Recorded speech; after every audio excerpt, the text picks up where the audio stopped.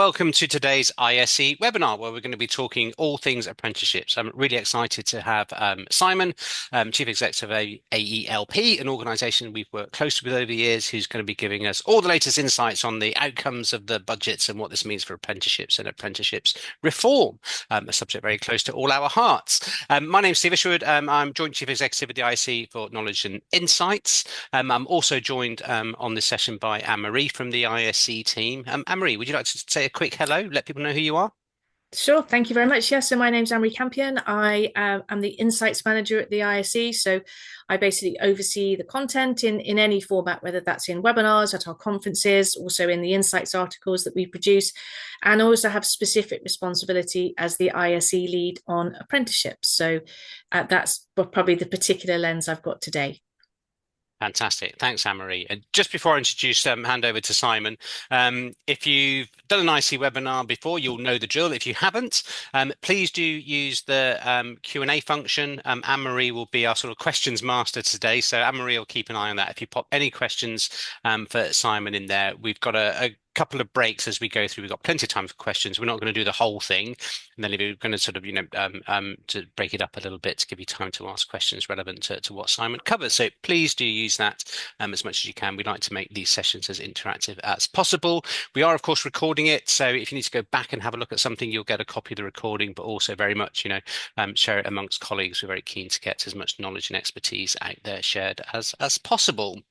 So that's enough from us. It's Simon who you've really come to listen to. So Simon, would you like to introduce yourself and really sort of take us in from here? Yeah, thanks, Stephen, and good afternoon, everyone. Stephen's promoted me. I'm Deputy CEO and Director of Policy at the Association of Employment and Providers, AELP. I won't tell my boss that one, but so just a little bit about AELP. We're a national membership body. We've got about 800 members. We were originally set up about 25 years ago to be the alternative to the Association of Colleges. So very much thinking about representing private training providers. Private training providers deliver about two-thirds of apprenticeships. But fast forward 25 years, and we're certainly quite a diverse organisation now. We work with about 1 in 4 colleges, 1 in 4 universities. We've got a lot of employer provider members and assessment organisations as well. So today's session is very much going to be about apprenticeships, but our members and ourselves are involved in a range of skills-based programmes. But today's very much going to be about apprenticeships. I've got some slides, and I'm going to just share those now. So if you just bear with me, and I'll fire up the technology. Hopefully you can see those okay. And I'm sure colleagues will shout out if you can't. So yeah, a bit of an update today. As Stephen mentioned, we're going to break today into almost sort of 2 chapters and two different segments, rather than me talking for far too long and having time at the end. We're going to have the first part of the presentation is just to kind of recap on 2 quite big things. One is the recent government post-16 education and skills strategy, or the white paper. And more recently, at the end of November, the very key autumn budget. Whilst the white paper was big on education, it was short on skills. And I'll talk about some of the rationale behind that. There was very little in the white paper around apprenticeships, apart from apprenticeship units, and I'll talk about apprenticeship units definitely in the second segment. But the autumn budget brought some new news, some clarity, some key changes for employers about the parameters of the apprenticeship system that are coming in later next year. And the best way of probably describing that is a 2-phased approach. One is resetting the narrative, resetting the parameters, how long levy payers have got to spend their money, what happens when they spend their money, some changes for SMEs, but also probably moving more for the government into prioritising provision. And I'll talk about that a little bit later. So it's important to think about a 2-stage process. We'll have a break, a chance for some questions as part of that, and then I'll talk a bit more detail about apprenticeship reform. Lots of changes at a strategic and operational level around apprenticeships, apprenticeship assessment reform, new apprenticeship units that are coming from April 2026. And I'll talk a bit about direction of travel in terms of government priorities, what that means for employers in terms of what they get now and what they might get in the future. So bear in mind, if you've got any questions, please put them in the chat, and I'll certainly invite Stephen in a few minutes to take it to sort of compare the Q&A as we go through. So I've got a few slides just to some high-level overview of the post-16 white paper that came out late summer. Quite a lot going on within government. We had the machinery of government change, which sounds very grand, but that was a big change because it meant that certainly for adult skills and apprenticeships, there was a shift in department. So skills, apprenticeships, adult skills moved from the Department for Education to the Department for Work and Pensions, and that was quite a big change. I know officials at in the apprenticeship team had one eye on a potential move. I think that they were probably thinking they might end up in the Department for Business and Trade, but they have moved across into the Department for Work and Pensions. So that was a big shift, and that has got some implications about where the government might want to prioritise funding. A lot of the narrative has been around the industrial strategy sectors, young people, but also the focus of DWP is about getting people into jobs, and sometimes those jobs don't always align with the high priority, high growth sectors. And there's been some announcements recently I'll talk about, for example, new foundation apprenticeships for young people in retail and hospitality, which we'd call the kind of everyday sectors. So if you've not seen the white paper, it's a really long document. It's got over 120 things that the government wants to do. It is a white paper, but there's no specific consultation on the white paper itself. But some of the things that will fall out of the white paper, such as new vocational levels, and I'll talk about those in a moment, are being consulted on separately. So the white paper itself, it's got 3 chapters. Chapter 1 is very much around government working with employers, the focus on growth. I'd say that that's the chapter that more focuses on skills. It's quite light on the detail, and I'll talk about that. And obviously, we've had more detail in the autumn budget now to fill in some of those gaps. Chapter 2 is about a prestigious and specialist further education system. That is very much a chapter that talks about some of the challenges that we've got around the million young people who are not in education, employment or training, and a range of measures. And I've got a slide which will touch on that and the new vocational levels moving forward. And then the third chapter is about the higher education system, some real challenges for the HE sector. There's about over 40% of universities operating with a deficit budget at the moment, and you've probably seen some of the challenges around overseas students and fees. So some real challenges within the HE sector, and there's a specific chapter on that. So just a bit of narrative. I mean, this is a white paper that's been predominantly designed by the Department for Education. After the machinery of government change, the bits of the system that they've been left with, 16 to 19 and young people and NEET, and also higher education. And as I said, sort of skills and apprenticeships has moved out. So it's not really a massive surprise that there's loads of detail and loads of ingredients, I'd say, about what the government wants to do on NEET and tackle some of the challenges in higher education, less so on skills. And I know certainly providers and employers have been a bit frustrated by what was in the white paper, but now we've had a bit more clarity in the autumn budget. I think we're able to move forward. So the very sort of headline perspective in terms of chapter 1, the white paper is big on education. It's quite light and short on skills. Blink and you'll miss much on apprenticeships. The key things on apprenticeships, and I'll obviously talk about these in a lot more detail as we move forward. Usual narrative about rebalancing the system, wanting to do more for young people. And I think by young people, we've probably got to a position where I think the government wants to do more for people under the age of 25. We've got a million young people who are NEET. So I think that's important.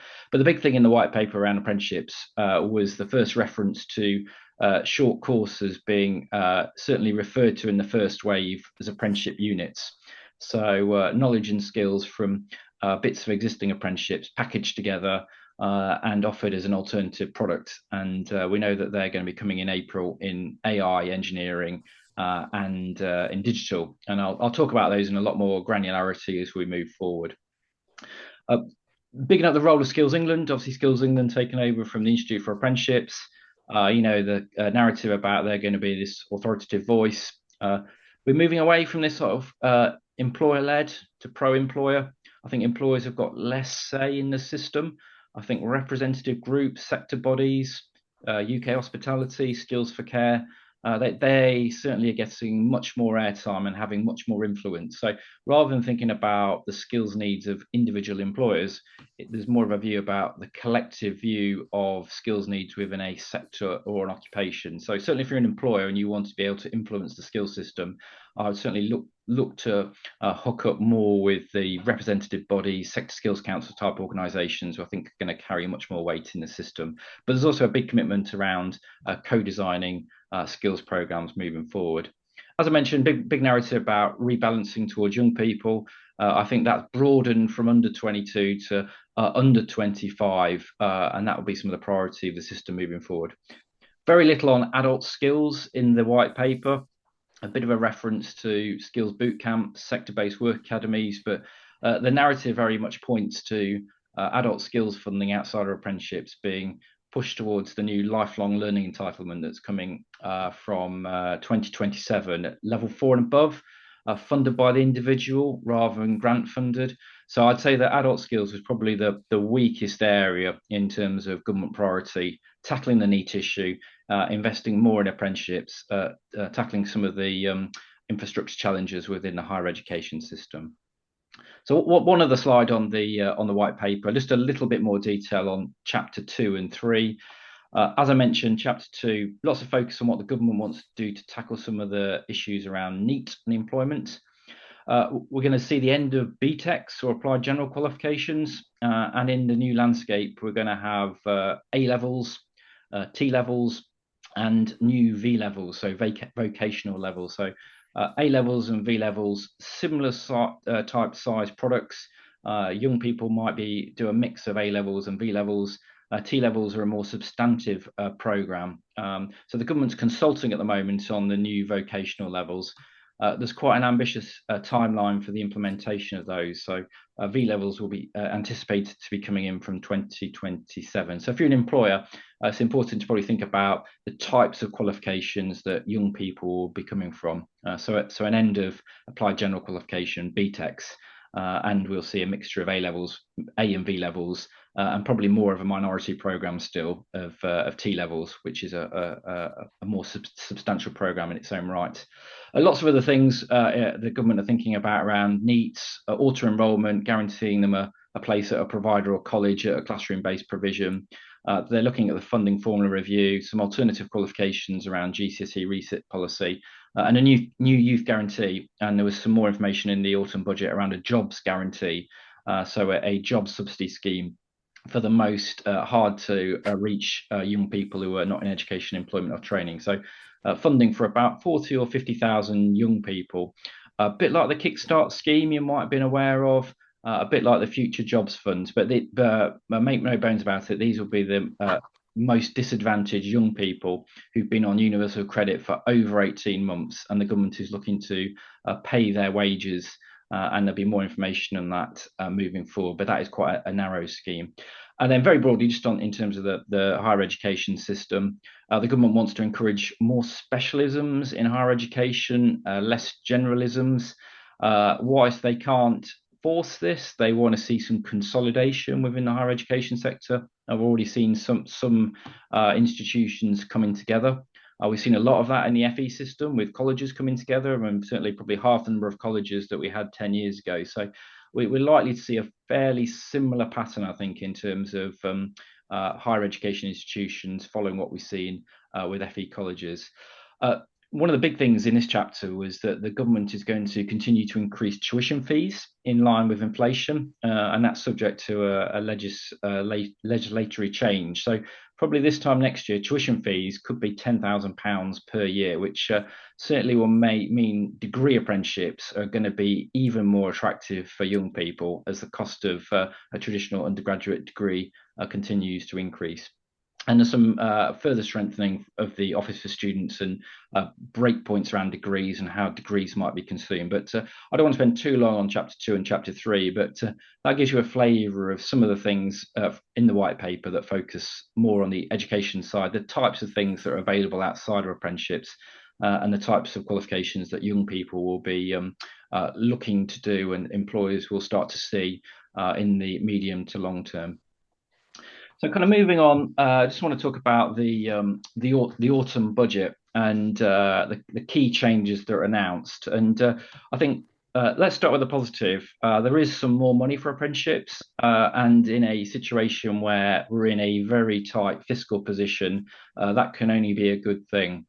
So there's another 725 million that's being made available for apprenticeships between now and the end of the Parliament.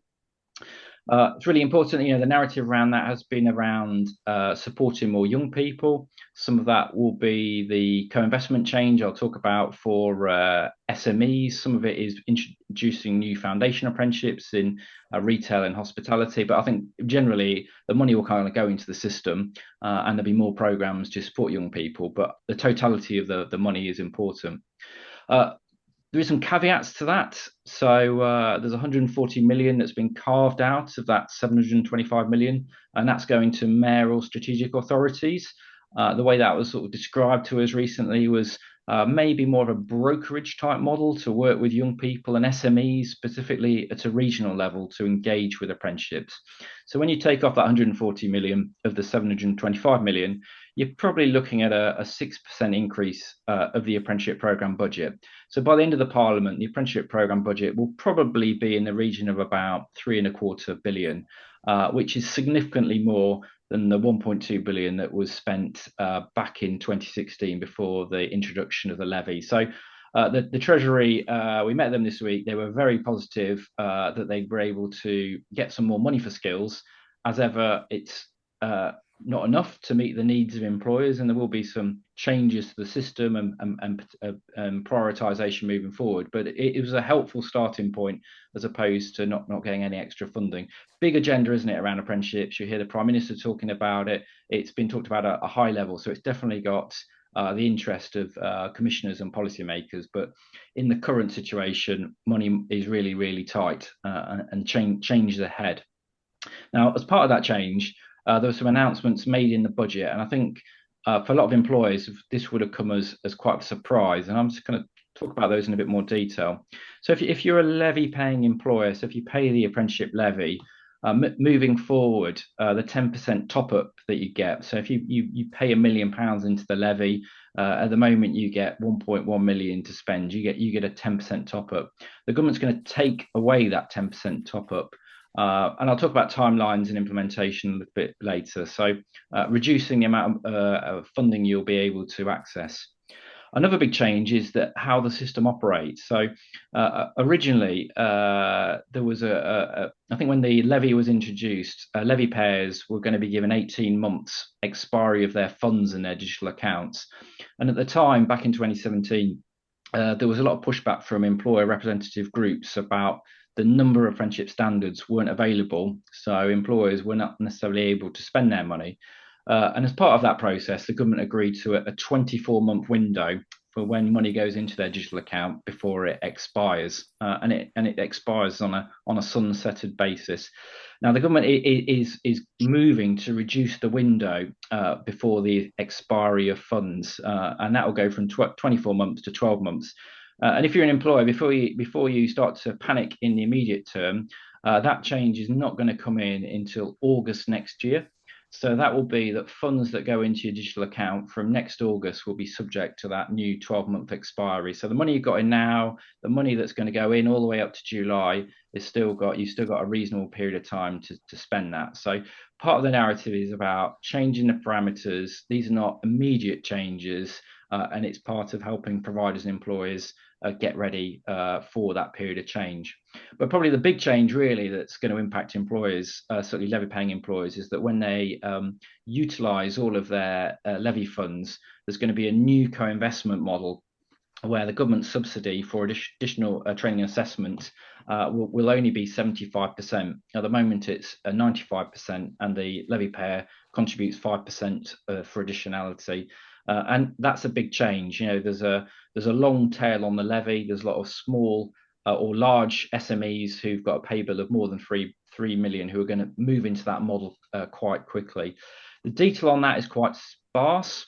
Again, that we're expecting that to come in from next August. Will that 75% rate apply to all age apprentices or maybe people over 25? I still think there's some clarity to be had on that, but certainly the generous system around a top-up, the amount of money and time that employers have to spend, and the alternative arrangements around the levy are things that have been reset and are changing, but they're not changing imminently. The upside is if you're a non-levy paying employer, the government is going to increase the threshold for fully funded training and assessment. At the moment, it's under 21. So if you've got an apprentice who's under the age of 21, the training is fully funded. That's going to increase to under 25. So thinking about 22, 23, 24-year-olds. Unfortunately, that's not going to come in immediately. That's going to come in next year. And this kind of leans into the government narrative around, supporting more SMEs, focusing more on young people. So certainly an upside for non-levy paying employers, as opposed to some restrictions around levy payers. Some other really important things that came out in the budget: national minimum wage is increasing. It's not increasing as significantly as it has. It is going up to £8 an hour from April for 16 to 18s and adults in their first year of their apprenticeship. It's not mandatory. Not all employers use it.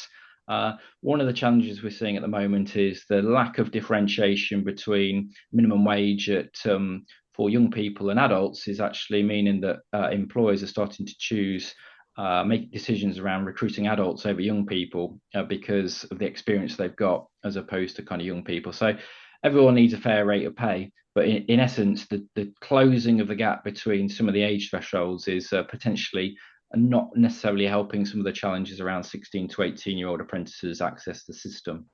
Now, there's a really important line in the autumn budget, which also talks about the government is looking to streamline the number of apprenticeship standards which are currently available. And in a way, that's probably a good thing because there's over 700 standards, which is far too many. There's about 150 standards where there's never been a start on programme for a range of reasons.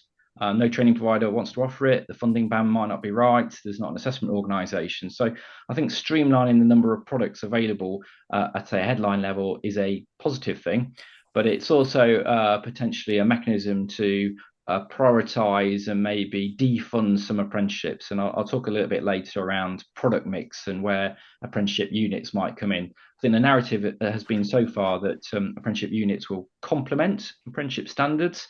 But there's also this kind of messaging that there are some apprenticeships which might not necessarily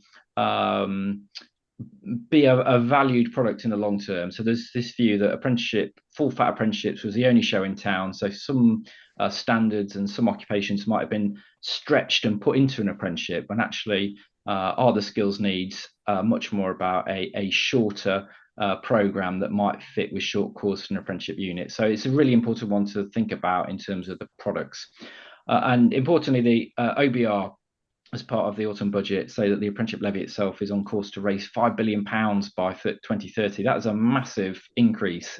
The levy itself is raising about 4.2 billion at the moment. So employers are going to continue to pay more and more into the apprenticeship levy. And I think obviously that is potentially a good thing for our system, that there's not necessarily a read across from the amount of levy that goes into the programme budget, but there's always a good case to argue that if employers are paying into a system, the system parameters need to keep up with that.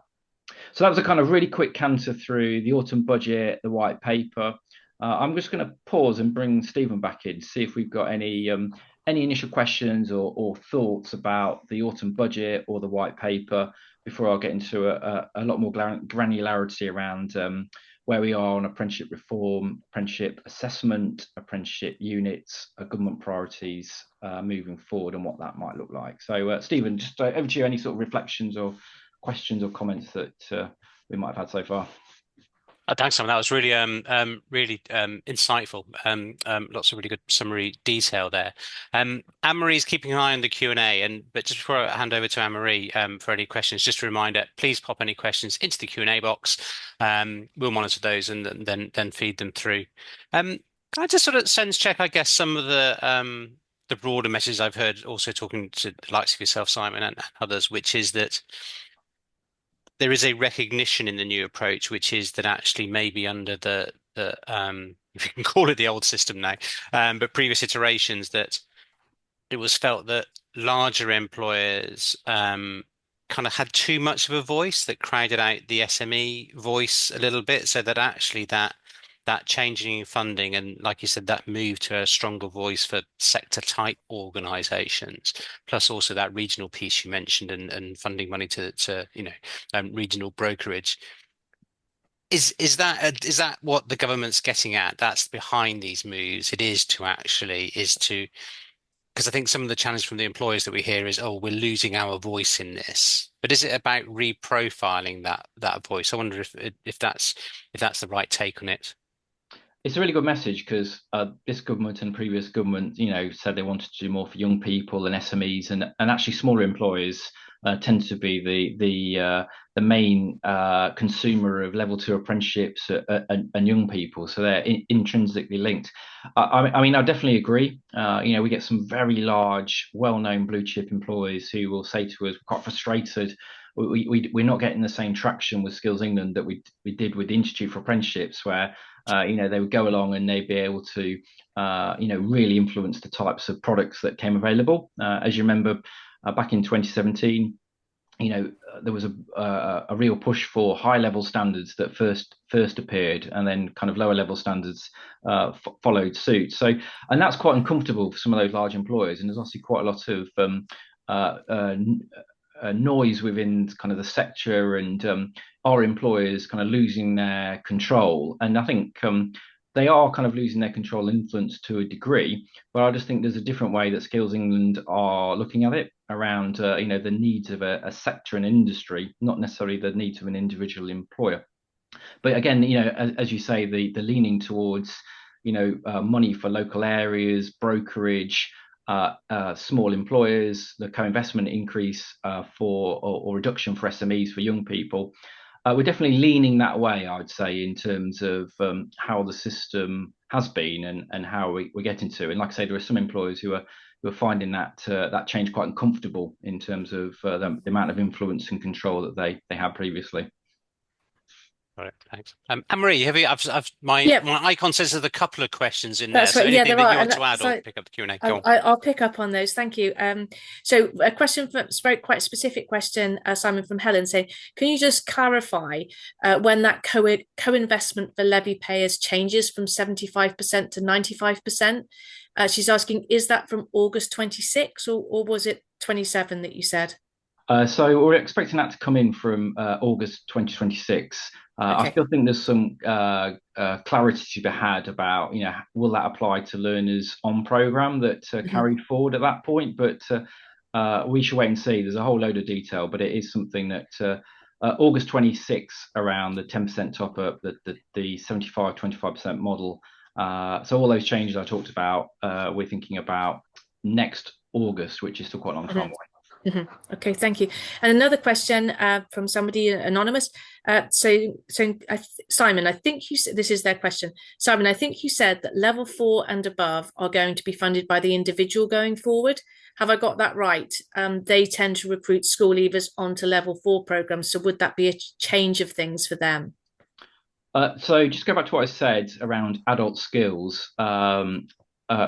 Put apprenticeships to one side for a moment. The direction of travel is the introduction of the lifelong learning entitlement, which is aimed at adults who want to access a level 4 and above qualification. We're moving to a system where the individual will finance that themselves through the student loans company. That's separate to apprenticeships. So we're still expecting an apprenticeship programme offer for level 2 to 6, and obviously level 7 is restricted. It's going to be restricted for individuals under the age of 22. So that's more about adult reskilling, retraining. We already have a system at the moment around advanced learner loans. So if you want to go out and do a level 4 diploma in management, you can get a government-backed loan to do that as a standalone qualification if you can't get a grant funding for that. Okay, and I've got loads of questions that I've got from members in very many other discussions, but I won't. I'll just ask one because I might ask some more at the end if we've got time. The shift that you were talking about, it's very much under 25, so that seems to be the all the time you're hearing that, but the changes to level 7 were specifically for under, was 22 or under. So do you envisage there's any wriggle room in that would be lifted back up to 25? If that were to happen, it's definitely not imminent. So the Department for Work and Pensions published their new funding rules, and again that just reiterated the rules that are coming into place from next month. So it's an interesting one because obviously Labour have got a commitment around a young person's guarantee under the age of 22, which leaned into that level 7 announcement. Now we talk about under 25. That probably brings level 7 back into scope, but I've not seen anything to say that reversal or change will be imminent. So it opens the door ajar, but I would just be focusing at the moment on under 22 at level 7, and anything else that might appear further down the line would be a benefit. So don't think there's going to be a big policy change on that. Would be my advice. Thank you, and I'll save some more questions for later if we have time. But be brilliant for you to move on to the next stage, Simon. And for everyone else, just remember, keep putting those questions in the Q&A, and I'll pick those up at the end of this next section. Cool. So let's kind of move on and talk a bit more granularity about apprenticeships, the growth and skills levy. What are these units? Apprenticeship assessment, which is a big change. So people talk about the growth and skills levy. At the moment, there is technically no such thing as a growth and skills levy. We have an apprenticeship levy. What we have is at a departmental level, they have a programme budget, which is why you might see some of this narrative talk about a growth and skills offer. I think there is a manifesto commitment to move to a growth and skills levy by the end of the Parliament, but that would mean a legislative change, and that might also impact who pays and how much they pay. But at the moment, we have an apprenticeship levy with a growth and skills offer. Might be a bit of a technical thing, but it's just worth saying that. Now, there's still lots of employers out there who think that as part of this move to a growth and skills offer, they're going to get a lot more flexibility outside of apprenticeships than is going to be the case. And just to dispel a myth about this, so back in 2020, 2021, there was a significant underspend at a programme level. So that was money that was going back to the Treasury as opposed to the money that the Treasury allocated to departments and the employers to spend. Labour talked back in the day about giving up to 50% of levy funds to levy payers to spend on non-apprenticeships. As they got nearer into coming into power, obviously the underspend closed right up.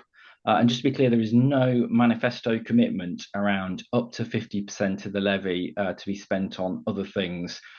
So again, employers managing expectations, you can see where this has come from. But in present day, we actually had an overspend in the last financial year. So, which is why we're expecting things like units and foundation apprenticeships to be quite marginal in the short term. We've obviously had a bit more money in the autumn budget, but it's a million miles away from what some employers are thinking or are expecting still. I think providers are certainly understand this, but managing expectations from employers is still a real challenge. So no manifesto commitment of up to 50% spend on non-apprenticeship provision. Now, in the last year or so of the government being in charge, the easiest thing to do without spending a load more money is to try and make the product and the system more flexible. And you're probably well aware of these. We've got shorter duration that came in from August. So the change from the minimum duration of at least 12 months to 8 months where is relevant. That was a big change. So time served is not as important now. It's about making sure you're competent. We had a big change around maths and English policy, so optional for adults. a change on off-the-job policy. So these are the off-the-job hours. It's up to you, employers and providers, how you deliver that. And a big change around apprenticeship assessment. And I'll talk about that in more detail as we move forward. As Anne-Marie's already mentioned, change on level 7. And that was the start of the government taking a much more directive approach around, it's not your money, it's a tax, it's our money, and we're going to give levy payers first priority about what they spend it on, but we want them to spend it more on these things moving forward, rather than just this all age, all level that you've been used to over the last 6 or 7 years. We've got foundation apprenticeships initially. Again, they were in industrial strategy, priority sectors, construction, engineering, digital health and social care. In reality, that they are still apprenticeships. They're a smaller version of apprenticeship. You still need to be employed. You still need to have a job. You still need to be paid at least the apprenticeship minimum wage. So foundation apprenticeships in reality are another subset of apprenticeships. And we've got some more foundation apprenticeships coming, I suspect probably from April next year in retail and hospitality. I'll touch on that a bit later. Foundation apprenticeships have had a very slow start. They tick the box around the industrial strategy priority sectors, but they're not necessarily the right sectors for young people, which is why we're starting to see the everyday sectors come into play. Apprenticeship units are coming, AI, digital engineering. I'll deep dive into that in a moment. Interesting one there, engineering is very much a sector in its own right, whereas AI and digital aren't really a sector, they could be cross-sector, and that's really interesting. But in reality, they're just going to be bits of skills and knowledge extrapolated from existing apprenticeship standards and repackaged, and I'll unpick that. So everything at the moment is about apprenticeships, full-fat apprenticeships, foundation apprenticeships, apprenticeship units. Apprenticeship seems to be certainly the common denominator, and that is the size and shape, I'd say, certainly in the short to medium term, about what the growth and skills levy is going to fund. Foundation apprenticeships and apprenticeship units are still going to be really targeted and fractional in the grand scheme of things. Still expect 99% of funding and focus will be on full fat apprenticeships. We're seeing a gradual opening up, not a opening of the floodgates. As I mentioned, the fiscal situation really tight. We've had minimal underspend. Last year we had an overspend, and the apprenticeship programme budget got topped up to just over £3 billion. And that was prior to the announcement in the autumn budget. So things are really tight. There's a statistic that says something like 75 or 80% of funding is already tied up with learners on programme. So there's very little headroom for continued growth. Level 7 apprenticeship starts have been in peak demand, as you can imagine, before the hard close. And again, that's added financial burden to what is quite a finite pot. So prioritisation is almost inevitable, as is the changing narrative. And that kind of leads me on nicely to, I'll just skip forward. So what is that kind of changing narrative that we're starting to kind of creep into? So very much about rebalancing, so redistribution. So any of you who might have been involved in apprenticeships before the levy in 2017, we had a system that prioritised young people and SMEs. Training providers got a wedge of money for that. They got less money for working with large employers because of economies of scale. And where there was an adult at a large employer, there was another discount as well. So I'm not saying we're going to move back to that model, but that's a model where we've seen in the past around prioritising funding to drive behaviours to meet the government priorities. So we're likely to go from a system that's very simplified at the moment, where you pretty much get the same funding for everybody in every setting, to possibly some rebalancing and reprioritisation. And some of that might mean that employers are asked to pay more in some areas that the government doesn't want to contribute as much towards. Talked about the level 7 defunding. There are some rumblings about, will we see a similar change to level 6? I don't think we will. I think it'll be more about priority sectors as opposed to levels. So, if you're in a non-priority sector, whether it's level 2 or level 6, they're likely to be less attractive for what the government wants to fully subsidise, as it does at the moment. Young people, as I mentioned, under 25, I think is the safe ground. So if you're going to be delivering under 25s in any sector, I think you're guaranteed a seat when the music stops playing. Industrial strategy sectors, really important, plus construction and care. As I mentioned earlier, this narrative around streamlining the number of standards and this narrative around a changing product mix is really important. So we are going to have less standards but does that mean that some of the standards will be replaced by units and short courses? So we have seen sort of messaging around units complementing, but I also think we will see some short courses potentially replacing some of the apprenticeship products we have now. I've already mentioned the changing message around employers and moving from employer-led to pro-employer, and some of the tension that's kind of creating. What I would say, when you boil it all down, in 2019, when we nearly had an overspend, and the pandemic to a degree sort of saved us and bought us some more time. There was a range of things that were talked about. Adults, I'd say, are always going to be an area of higher risk. Young people is definitely nailed on. So adults in non-priority sectors, what does that mean? Does that mean there's going to be a lean or a tilt or a pivot? Does that mean that will be based on age, prior attainment, earnings? Could be all of those things. Does it mean less of a subsidy, a reduced subsidy, no subsidy? I think all of those things are possible, but what I would say, I don't think any of those things are imminent. So I know employers like to plan ahead, not just for this year and the year ahead, but change is coming. So it's not just about the parameters I talked about how much money you've got, how long you've got to spend it. There will be some degree of prioritization. And as I said here, adults in non-priority sectors, I think the government will be subsidising some of those, maybe in some of the generic sectors, less in the future than they do now. And I think there's still a bit of an arm wrestle to be had by that, but we can't have everything that we want because there's not the funding to do that, certainly in the medium to long term. So I know that's a kind of difficult message and it's difficult to plan, but they are certainly areas of higher risk, I would say, in terms of what will be available in the system moving forward. Not imminent, though, is my caveat to that. And like I said at the start, think about this as a two-stage process: resetting the system, the parameters, and then probably looking to reset and how they prioritise the product and some of those products that employers can access. So I just want to talk a little bit about apprenticeship assessment reform, and then just a bit about short courses and units.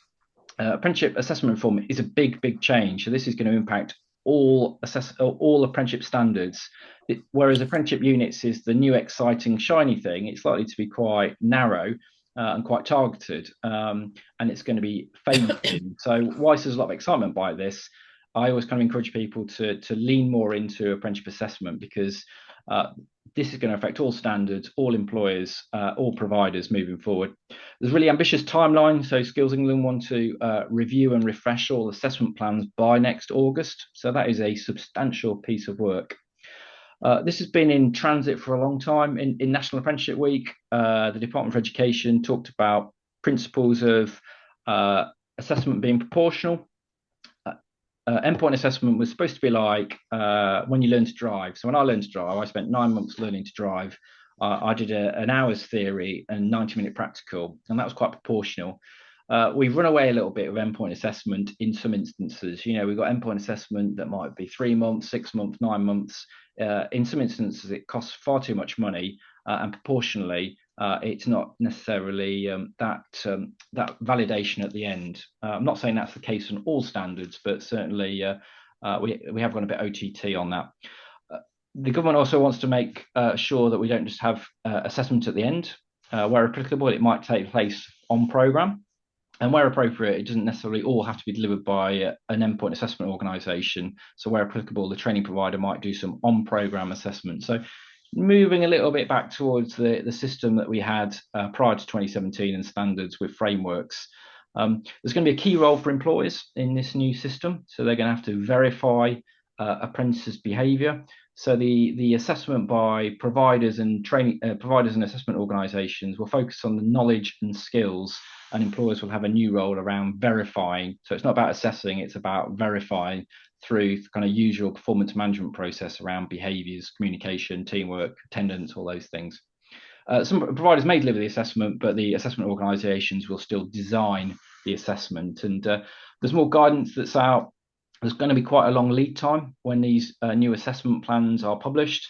We're not going to move to those straight away. And the best way, so there's more information here that's in the slides, which you would have seen. You can always get a copy of the slides afterwards. The best way of describing what's happening with assessment is to think about 3 buckets. So there's a bucket where if there's a mandatory qualification that maps to pretty much all the knowledge and skills, then the mandatory qualification will become the sole assessment method. And there's been one of these products that has been released as an illustrative example, and that's the level 3 assistant accountant, where the level 3 diploma in accountancy covers the majority of the knowledge and skills, and it will be the sole assessment method for that product.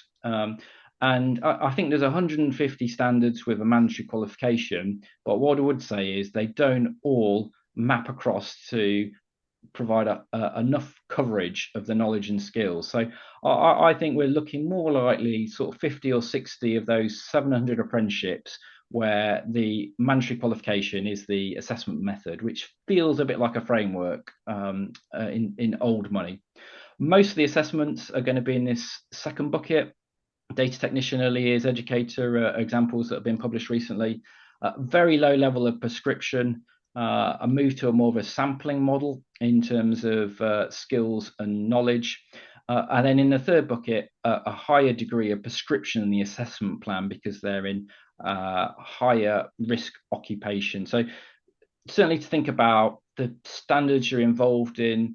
Are they going to be very much about a mandatory qualification? Are they going to have a low level of prescription? So there's going to be lots of different approaches to assessment driven by different assessment organisations, or will they have a higher degree of prescription? They're going to look very different to they do now. I mean, some of the assessment plans are 10, 20, 30, 40 pages.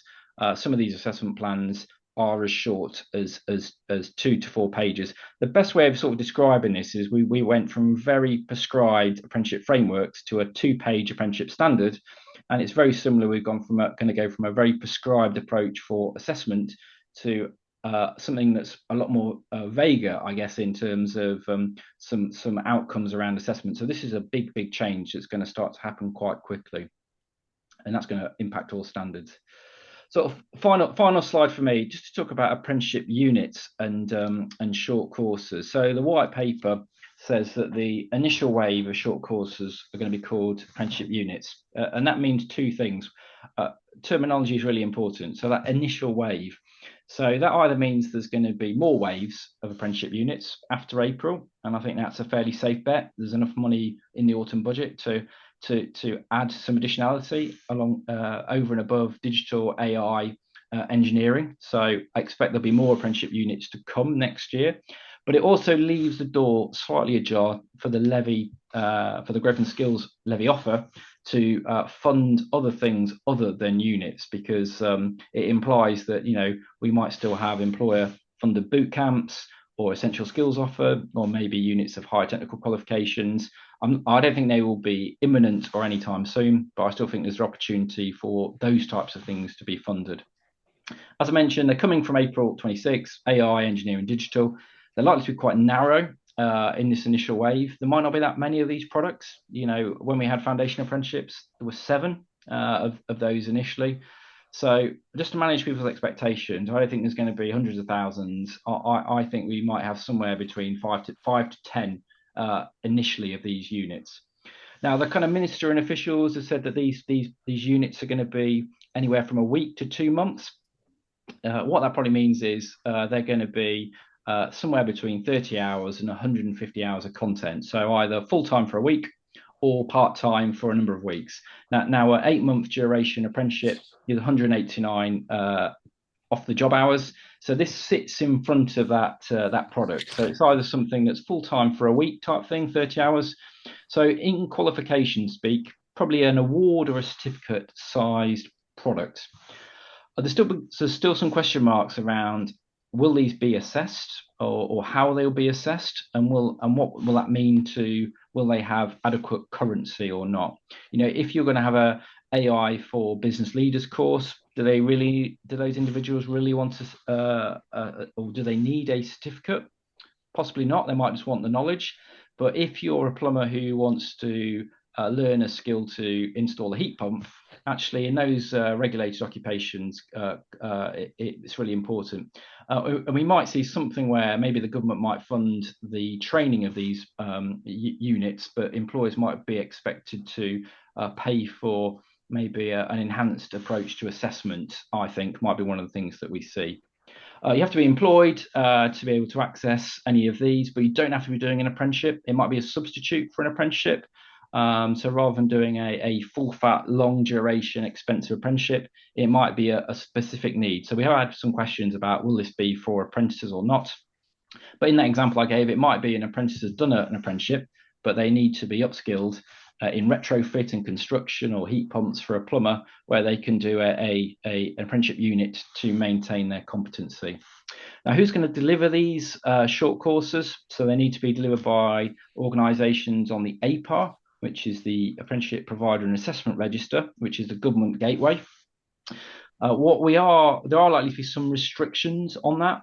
So I don't think the government wants providers who are specialists in hairdressing trying to deliver apprenticeship units in engineering. So I expect there'll be some guardrails around the types of background and expertise that those regulated training providers, obviously many of which are our members, who will be able to initially offer units. I think it will be in a very much a controlled manner, the number of products and who can deliver those in that initial wave. Now, officials always kind of say to us, don't use the term modular, because modular implies that it's stackable. So I talked earlier about the lifelong learning entitlement. That is all about modular, being able to deliver things in a different way at a different pace.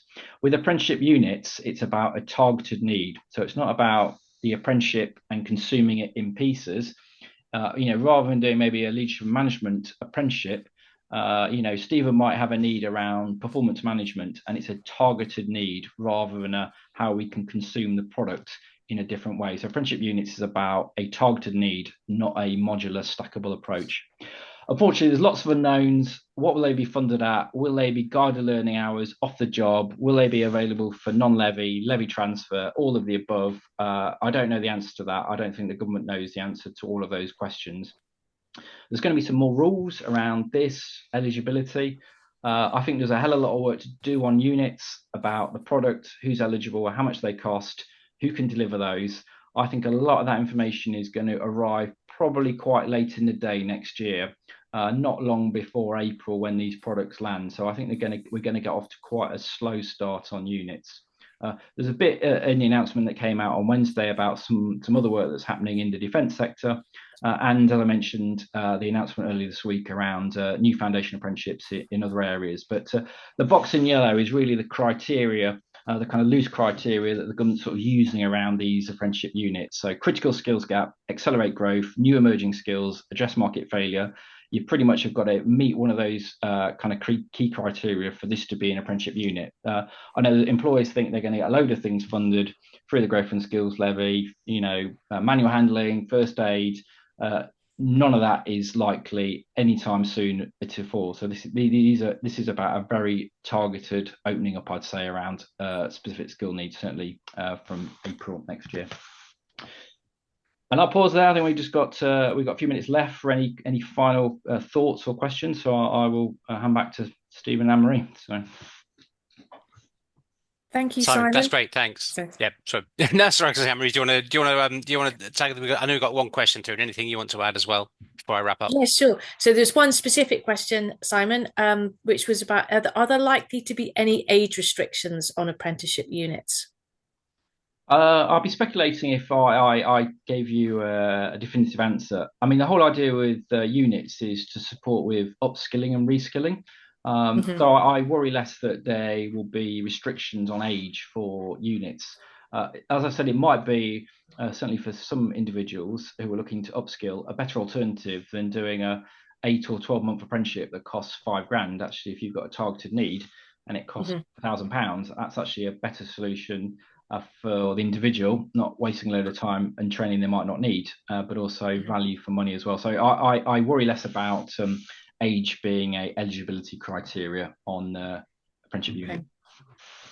So do you think then there might be that the level, so like we take level 7 as an example, which currently we'd say with the funding would be 22 or under, but if there were elements of a level 7 apprenticeship which would be of critical need and would align to the concept of apprenticeship units, that could be accessible and funded, even if level 7 generally wouldn't fund that age group?